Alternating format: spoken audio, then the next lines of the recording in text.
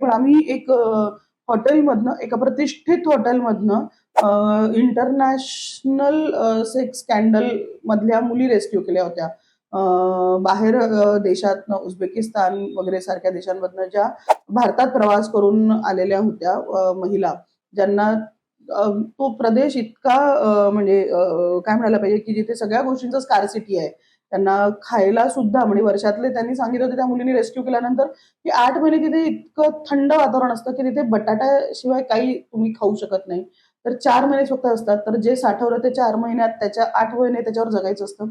इतकं गरिबी असलेल्या देशातनं त्या मुली फक्त पैसा कमवायला आल्या होत्या. तर त्याचा व्यापार इथलं ते रॅकेट आहे.